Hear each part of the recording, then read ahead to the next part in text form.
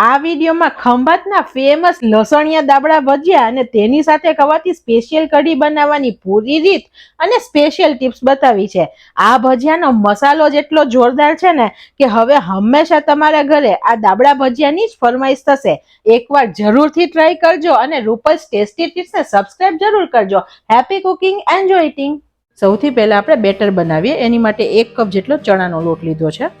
Better બનાવતી વખતે બિલકુલ લમ્સ ના રહે તેની માટે આપણે લોટને અત્યારે ચાળી લઈએ. ભજીયા ખાતી વખતે એકદમ ક્રિસ્પી બને અને બિલકુલ તેલ ભરાયા વગરના બને તેની માટે અત્યારે આપણે 2 ચમચી કોર્નફ્લોર એડ કરીએ છીએ. તમે ચોખાનો લોટ પણ ફ્રેન્ડ્સ એડ કરી શકો છો.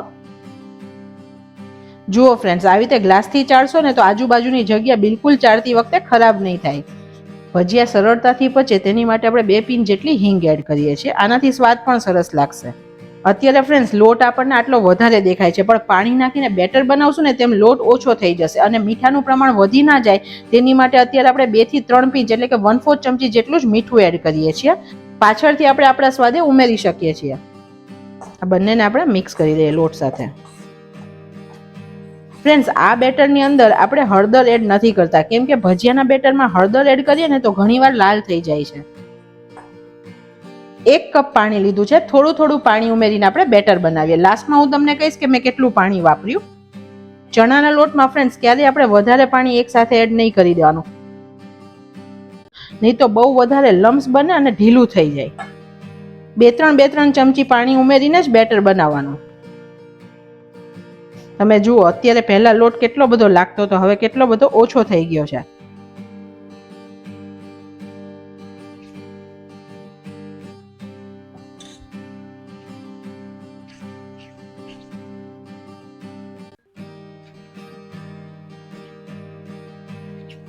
આપણે લોટ ચાળીને લીધો તો બિલકુલ લમ્સ પણ નથી પડ્યા.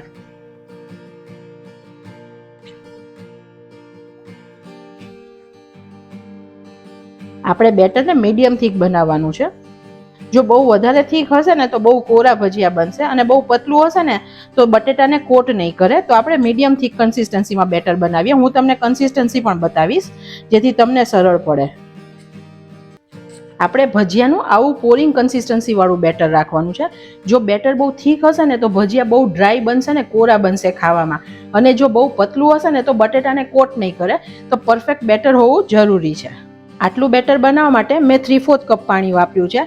પણ ચણાનો લોટ છે ફ્રેન્ડ્સ, તે અલગ અલગ વેરિએશનમાં પાણી શોષે છે, તો તમારે થોડું પ્લસ માઇનસ થઈ શકે છે.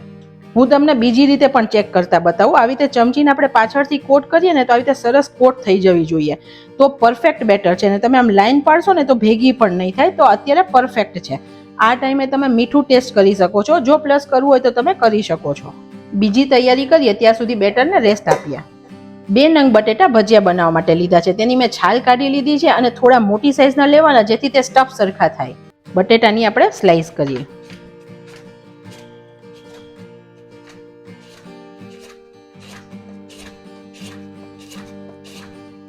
અત્યારે આપણે આવી મીડિયમ થીક સ્લાઈસ કરી છે ફ્રેન્ડ્સ. એકદમ પતલી નથી અને એકદમ જાડી નથી. સ્લાઈસને આપણે તરત પાણીમાં નાખીએ જેથી કાળી નહીં પડે અને ફ્રેન્ડ્સ થોડી કડક થઈ જશે. અત્યારે તમે જુઓ ને તો આમ નરમ છે, થોડી કડક થઈ જશે. ગેસની ફ્લેમ આપણે એકદમ સ્લો રાખીએ છીએ.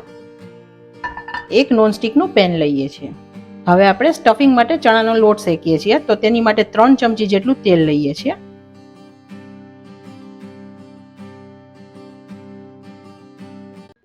તેની અંદર અડધો કપ ચણાનો લોટ એડ કરીએ છીએ. એકદમ ધીરા ગેસની ફ્લેમ પર આપણે આને શેકીએ. લસણની ફ્લેવરના જેટલા ચાહકો છે ને ફ્રેન્ડ્સ, તે દાબડા ભજીયાના ફેન છે.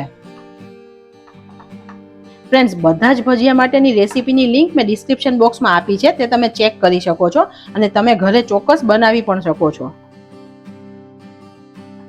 2 થી 3 મિનિટમાં આપણો લોટ શેકાઈ જશે. અને જેમ લોટ શેકાય છે તેમ ફ્રેન્ડ્સ જુઓ, તે કોરો કોરો ને હલકો થતો જાય છે અને છૂટો પડી ગયો છે. તો અત્યારે આ પરફેક્ટ છે. આપણે ગેસની ફ્લેમ બંધ કરીએ છીએ. 2 મિનિટ લોટને આપણે થોડો ઠંડો થવા દઈએ. ચણાના લોટને આપણે મિક્સરની જારમાં લઈએ. રેસીપીના સૌથી મેઇન ઇન્ગ્રેડિયન્ટ 11 કળી લસણને આપણે એડ કરીએ. 1 ચમચી સફેદ તલ ઉમેરીએ. અડધી ચમચી આખા સૂકા ધાણા એડ કરીએ. 4 નંગ લવિંગ અને 7-8 કાળા મરીને એડ કરીએ.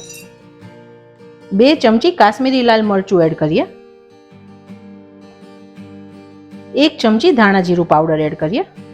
મસાલાને ગળ્યો, તીખો ને ખાટો સ્વાદ દેવા માટે આપણે અત્યારે 1.5 ચમચી જેટલી ખાંડ એડ કરીએ છીએ. મસાલિયાની અડધી ચમચી જેટલું મીઠું એડ કરીએ. 1 ટીએસપી દાળ શાકનો ગરમ મસાલો એડ કરીએ. 2 પિંચ હિંગ એડ કરીએ. ફ્રેન્ડ્સ, આ મસાલાથી ભજીયામાં જલસો પડી જશે. આ બધું આપણે પલ્સ મોડ પર ઓન ઓફ કરતા ક્રશ કરીએ. ક્રશ કરેલા મસાલાને આપણે કાઢી લઈએ.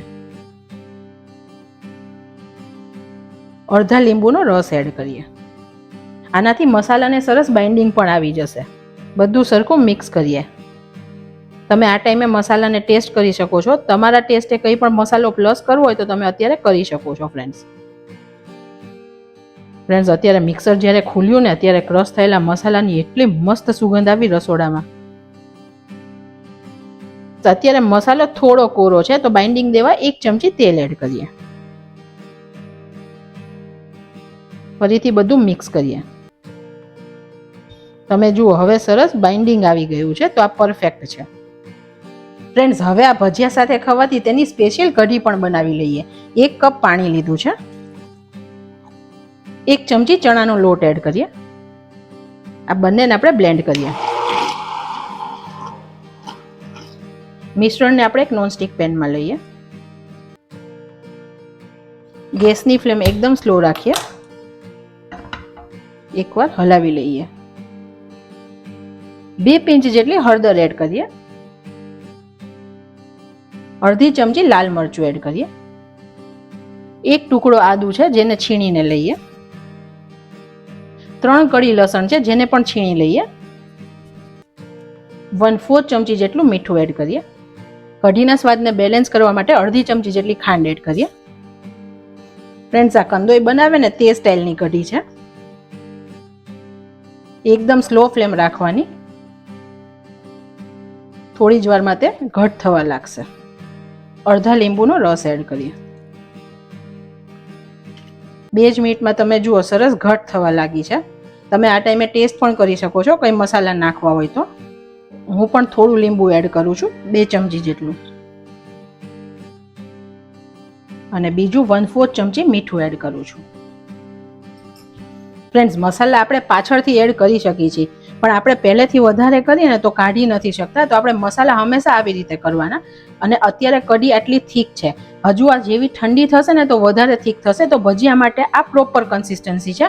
આપણે ગેસની ફ્લેમ બંધ કરીએ અને ઉપરથી થોડી કોથમીર એડ કરીએ. આપણી એકદમ મસ્ત કઢી બનીને રેડી થઈ ગઈ છે. ફ્રેન્ડ્સ, બટેટાની સ્લાઇસને આપણે પાણીમાંથી કાઢી લઈએ. આને આવી ભીની જ રહેવા દેવાની છે જેથી સ્ટફિંગ સ્ટીક થઈ જાય. હવે આમ હાથેથી થોડું દબાવી અને સ્ટફિંગ મૂકવાનું છે. 1 ચમચી જેટલું સ્ટફિંગ એપ્રોક્સ આવશે ફ્રેન્ડ્સ. અને ઉપરથી આવી રીતે બીજી સ્લાઇસને આપણે સ્ટીક કરવાની છે. આવી રીતે થોડું દબાવી દેવાનું જેથી બધી સાઈડ મસાલો આવી જશે. અને આમ હાથેથી પણ થોડું દબાવી દઈએ. આવી રીતે બધા બટેટાને આપણે તૈયાર કરીએ. મીડિયમ ગેસની ફ્લેમે તેલને પણ ગરમ થવા મૂકીએ. આપણા બેટરે પણ રેસ્ટ કરી લીધો છે. આપણી અંગૂઠો અને આંગળી વચ્ચે આવે તેટલો પિંચ જ આપણે બેકિંગ સોડા એડ કરીએ છીએ જેથી અંદરથી સરસ ચડી જશે. આ ટાઈમે તમારે ચેક પણ કરી લેવાનું. જો બેટર થોડું થીક લાગે તો તમે 2 ચમચી પાણી નાખીને એડજસ્ટ કરી શકો છો. અત્યારે મને પણ થોડું થીક લાગી રહ્યું છે. પહેલા આપણે 1 ચમચી પાણી એડ કરીએ. તમે જુઓ અત્યારે એકદમ હવે પરફેક્ટ કન્સિસ્ટન્સી આવી ગઈ છે. તેલ ગરમ થયું છે કે નહીં તે ચેક કરવા માટે થોડો લોટ એડ કરીએ. આપણું તેલ અત્યારે એકદમ પ્રોપર ગરમ થઈ ગયું છે. ગરમ તેલમાંથી 1 ચમચી તેલ એડ કરીએ અને સરખું મિક્સ કરીએ.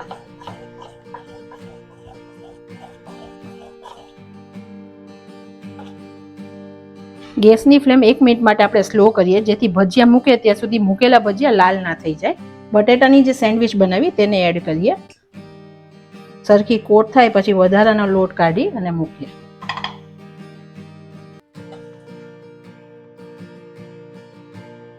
તમે જુઓ અત્યારે સોડા ને બધું પરફેક્ટ હતું તો એકદમ સરસ ફૂલીને ભજીયા ઉપર આવી ગયા છે. ફ્રેન્ડ્સ, તમને નજીકથી પણ ભજીયું બતાવું. એકદમ મસ્ત પૂરી જેવું ફૂલ્યું છે. તળાયેલા ભજીયાને આપણે કાઢી લઈએ.